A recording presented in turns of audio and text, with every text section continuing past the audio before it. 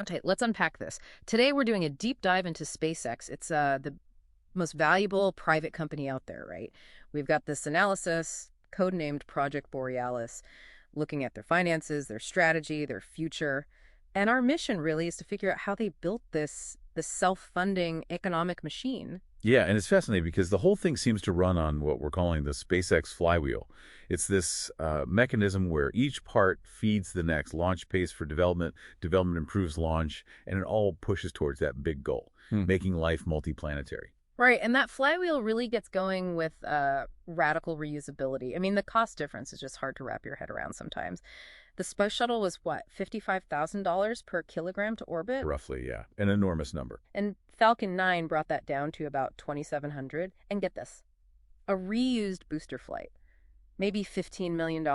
A new one costs $50 million. Exactly. And that $35 million difference per flight, that's cash straight back into R&D, essentially. It fuels the whole engine. Yeah. But they can only do that because of their aggressive vertical integration. They make something like 80% of their own parts. Yeah. In-house. Which gives them insane control, right?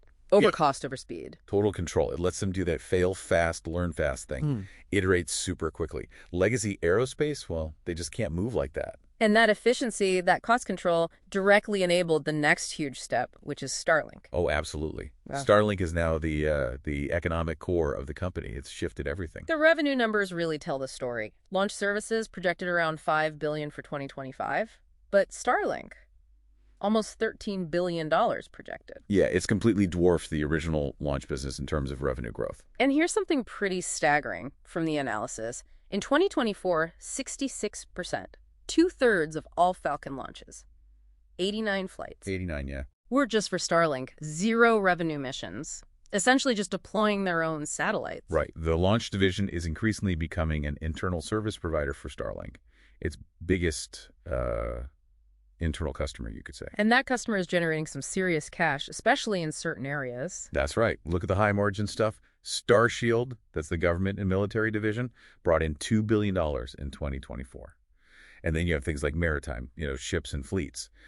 The average revenue per user, the ARPU, is around $34,000. Wow. Okay, so that's not your typical home internet user paying that. No.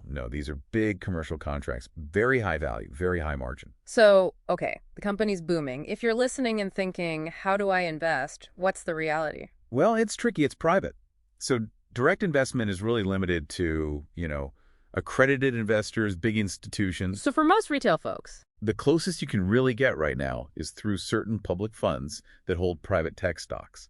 Something like Destiny Tech 100, DXYZ, as an example people mentioned. Limited options, though. okay, so Starlink is the cash cow funding the operation, but the real moonshot, or Mars shot, is Starship. Exactly. Starship is the ultimate goal here. It's designed for full, rapid reusability. They're targeting a cost per flight. Get this. As low as $2 million. $2 million. That changes everything. It unlocks entirely new markets, things like in-space manufacturing, making pharmaceuticals in orbit, maybe a $10 billion market by 2030, they think. Or even just logistics to the moon or Mars. They've floated rates like $100 million per ton. Yeah, the potential is astronomical, but it hinges on Starship working and working cheaply. Now, let's put this growth in perspective. How does it stack up against, say, Tesla? It's an interesting comparison.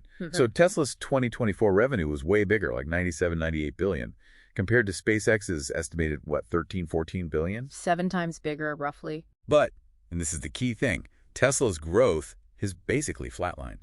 Near zero, maybe 1%. SpaceX, it's exploding. 50% plus growth. So the projections show. Projections suggest SpaceX could actually surpass Tesla in total revenue somewhere in the 2029 to 2031 timeframe. It's plausible given the trajectories. So wrapping this up, you've got this dual thing happening, a super successful, high-growth business, Starlink, that's printing cash. Right, a proven entity. And it's funding this incredibly ambitious, high-risk venture bet on Starship and Mars. Which leads to a really interesting final thought, I think. Elon Musk has, 79% of the voting control? Yeah, keeps the long-term mission locked in. Protects the Mars vision, sure. But the company has taken investment from Chinese firms, and at the same time, it's launching critical U.S. national security satellites, spy satellites, for the NRO. So you have this immense concentration of power in one person, plus foreign investment, plus deep integration with U.S. defense. Does that create a potential regulatory issue down the line? A geopolitical vulnerability? It's definitely something you should probably think about as you watch this whole flywheel keep spinning faster and faster.